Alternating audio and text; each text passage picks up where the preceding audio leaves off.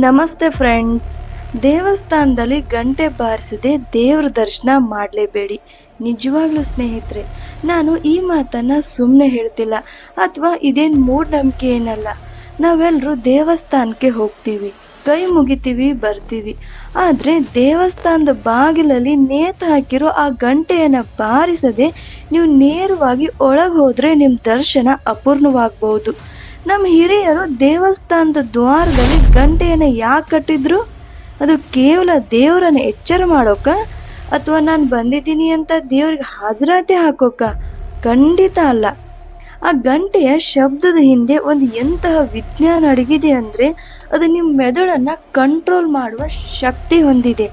ಇವತ್ತಿನ ವಿಡಿಯೋದಲ್ಲಿ ಸಾವಿರಾರು ವರ್ಷಗಳ ಹಿಂದಿನ ಆಗಮ ಶಾಸ್ತ್ರದಲ್ಲಿ ಬಚ್ಚಿಟ್ಟಿರುವ ಆ ರಹಸ್ಯವನ್ನು ನಾನು ನಿಮಗೆ ತಿಳಿಸ್ತೀನಿ.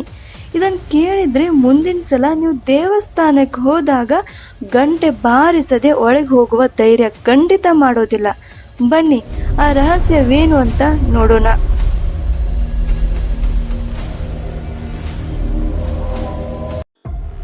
ಸಾಮಾನ್ಯವಾಗಿ ಜನ ಏನಂತಾರೆ ಗೊತ್ತಾ? ದೇವರು ಒಳಗಡೆ ಮಲಗಿರ್ತಾನೆ, ಎಬ್ಬಿಸೋಕೆ ಗಂಟೆ ಬಾರಿಸ್ತೀವಿ ಅಂತ. ಸ್ನೇಹಿತರೆ, ಜಗತ್ತನ್ನೇ ಕಾಯುವ ಆ ಪರಮಾತ್ಮನಿಗೆ ನಿದ್ರೆ ಬರುತ್ತಾ? ಅವನಿಗೆ ನಮ್ಮ ಗಂಟೆ ಶಬ್ದ ಬೇಕಾ? ಇಲ್ಲ ಅಲ್ವಾ? ಹಾಗಾದ್ರೆ ಈ ಗಂಟೆ ಇರೋದು ದೇವರಿಗಲ್ಲ, ಅದು ಇರೋದು ನಮಗಾಗಿ, ಭಕ್ತರಿಗಾಗಿ. ದೇವಸ್ಥಾನ ಅಂದರೆ ಕೇವಲ ಮಣ್ಣಿನ ಕಟ್ಟಡವಲ್ಲ, ಅದೊಂದು ಶಕ್ತಿ ಕೇಂದ್ರ, ಅಂದರೆ ಎನರ್ಜಿ ಸೆಂಟರ್. ಆದರೆ ನಮ್ಮ ಸಮಸ್ಯೆ ಏನು ಗೊತ್ತಾ? ನಾವು ದೇವಸ್ಥಾನಕ್ಕೆ ಹೋದಾಗಲೂ ನಮ್ಮ ಚಪ್ಪಲಿಯನ್ನು ಮಾತ್ರ ಹೊರಗೆ ಬಿಡ್ತೀವಿ. ಆದರೆ ನಮ್ಮ ಮನಸ್ಸಿನ ಕಲ್ಮಶವನ್ನು, ಆಫೀಸ್ ಟೆನ್ಷನನ್ನು, ಮನೆ ಜಗಳವನ್ನು ತಲೆಯೊಳಗೆ ಇಟ್ಕೊಂಡೇ ದೇವ್ರ ಮುಂದೆ ಹೋಗಿ ನಿಲ್ತೀವಿ. ಮನಸ್ಸು ಹೀಗೆ ಎಲ್ಲೆಲ್ಲೋ ಅಲಿಯುತ್ತಿರುವಾಗ ನೀವು ಎಷ್ಟೇ ಕೈ ಮುಗಿದ್ರೂ ಆ ಪ್ರಾರ್ಥನೆ ದೇವರಿಗೆ ತಲುಪಲ್ಲ. ಆ ಅಲೆದಾಡುವ ಮನಸ್ಸನ್ನು ಒಂದೇ ಸೆಕೆಂಡ್ನಲ್ಲಿ ಸ್ತಬ್ಧಗೊಳಿಸಿ ಏಕಾಗ್ರತೆ ತರುವ ಮಾಸ್ಟರ್ ಕೀ ಯಾವುದು ಗೊತ್ತಾ? ಅದೇ ನಮ್ಮ ದೇವಸ್ಥಾನದ ಗಂಟೆ. ಸ್ವಲ್ಪ ಆಳವಾಗಿ ಯೋಚನೆ ಮಾಡಿ. ದೇವಸ್ಥಾನದ ಗಂಟೆಯನ್ನು ಯಾವುದೋ ಒಂದು ಪ್ಲಾಸ್ಟಿಕ್ನಲ್ಲೋ ಅಥವಾ ಸಾಧಾರದ ಕಬ್ಬಿಣದಲ್ಲೋ ಮಾಡಿದ್ರೆ ಶಬ್ದ ಬರ್ತಿರ್ಲಿಲ್ವೇ? ಬರ್ತಿತ್ತು. ಆದರೆ ನಮ್ಮ ಋಷಿಮುನಿಗಳು ಆಗಮ ಶಾಸ್ತ್ರದಲ್ಲಿ ಸ್ಪಷ್ಟವಾಗಿ ಬರೆದಿದ್ದಾರೆ, ದೇವಸ್ಥಾನದ ಗಂಟೆ ತಯಾರಿಸಲು ನಿರ್ದಿಷ್ಟವಾದ ಲೋಹಗಳನ್ನೇ ಬಳಸಬೇಕು ಅಂತ. ಇದನ್ನು ಪಂಚಲೋಹ ಅಂತ ಕರಿತೀವಿ. ತಾಮ್ರ, ತವರ, ಸತು, ಕಬ್ಬಿಣ, ಸೀಸ್ ಹೀಗೆ ಬೇರೆ ಬೇರೆ ಲೋಹಗಳನ್ನು ಒಂದು ನಿಖರವಾದ ಅನುಪಾತದಲ್ಲಿ ಮಿಕ್ಸ್ ಮಾಡಿ ಆ ಗಂಟೆಯನ್ನು ತಯಾರು ಮಾಡ್ತಾರೆ.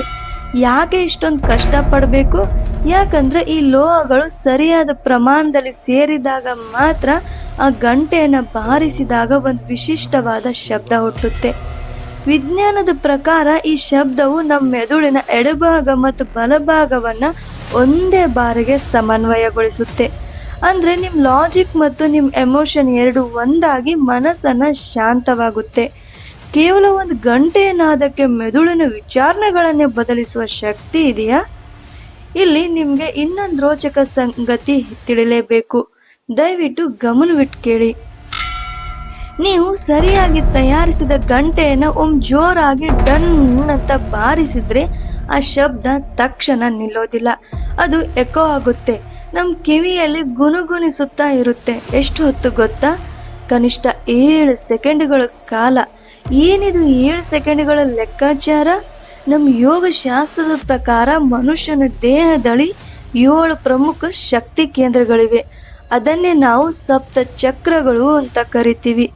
ಗಂಟೆಯಿಂದ ಹೊರಬರುವ ಆ ತೀಕ್ಷ್ಣವಾದ ಕಂಪನ ನಮ್ಮ ದೇಹದ 7 ಚಕ್ರಗಳನ್ನು ಸ್ಪರ್ಶಿಸಿ ನಮ್ಮಲ್ಲಿ ಮಲಗಿರುವ ಚೈತನ್ಯವನ್ನು ಎಚ್ಚರಗೊಳಿಸುತ್ತೆ.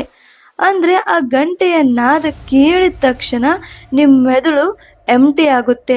ಎಲ್ಲ ಕೆಟ್ಟ ಆಲೋಚನೆಗಳು ಮಾಯವಾಗಿ ಮನಸ್ಸು ವರ್ತಮಾನಕ್ಕೆ ಬರುತ್ತೆ. ಅದಕ್ಕೆ ನಮ್ಮ ಹಿರಿಯರು ಹೇಳಿದ್ದು, ಗಂಟೆ ಬಾರಿಸಿದ ತಕ್ಷಣ ಒಳಗೆ ಓಡಬೇಡ, ಒಂದೇ ಒಂದು ಕ್ಷಣ ನಿಂತು ಆ ಶಬ್ದವನ್ನು ಆಲಿಸಿ. ಆಗ ನಿಮ್ಮ ದೇಹ ದೇವಸ್ಥಾನದ ಪಾಸಿಟಿವ್ ಎನರ್ಜಿಯನ್ನು ಹೀರಿಕೊಳ್ಳಲು ರೆಡಿಯಾಗುತ್ತೆ ಅಂತ. ನೋಡಿದ್ರ ಸ್ನೇಹಿತರೆ, ದೇವಸ್ಥಾನದ ಗಂಟೆ ಅನ್ನೋದು ಕೇವಲ ಒಂದು ಅಲಂಕಾರದ ವಸ್ತು ಅಲ್ಲ, ಅದು ಲೌಕಿಕ ಜಗತ್ತಿನಿಂದ ಆಧ್ಯಾತ್ಮಿಕ ಜಗತ್ತಿಗೆ ನಮ್ಮನ್ನು ಕರೆದೊಯ್ಯುವ ಒಂದು ಸ್ವಿಚ್. ಅದಕ್ಕೆ ಹೇಳಿದ್ದು, ಗಂಟೆ ಬಾರಿಸಿ ಮನಸ್ಸನ್ನು ಖಾಲಿ ಮಾಡಿಕೊಂಡು ಆ ಏಕಾಗ್ರತೆಯಿಂದ ದೇವರನ್ನು ನೋಡಿದಾಗ ಮಾತ್ರ ನಿಮಗೆ ನಿಜವಾದ ದರ್ಶನ ಸಿಗಲು ಸಾಧ್ಯ. ನಮ್ಮ ಸನಾತನ ಧರ್ಮದ ಪ್ರತಿಯೊಂದು ಆಚರಣೆ ಹಿಂದೆಯೂ ಇಂತಹ ಅದ್ಭುತವಾದ ವಿಜ್ಞಾನವಿದೆ. ಅದನ್ನು ಮೂಢನಂಬಿಕೆ ಅನ್ನೋ ಬದಲು ಅರ್ಥ ಮಾಡಿಕೊಳ್ಳೋಣ ಅಲ್ವಾ? ಸ್ನೇಹಿತರೆ, ಹೋಗೋ ಮುನ್ನ ನಿಮಗೊಂದು ಚಿಕ್ಕ ಪ್ರಶ್ನೆ. ನೀವು ಯಾವ ದೇವಸ್ಥಾನಕ್ಕೆ ಹೋದಾಗ ಅಲ್ಲಿನ ಗಂಟೆಯ ಶಬ್ದ ಕೇಳಿ ನಿಮ್ಮ ಮೈ ರೋಮಾಂಚನವಾಗಿದೆ?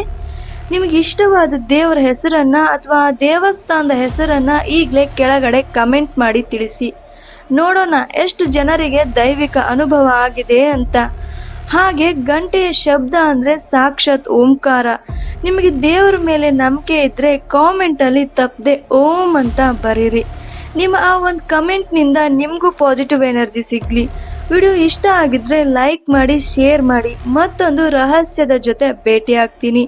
ಅಲ್ಲಿವರೆಗೂ ನಮಸ್ಕಾರ.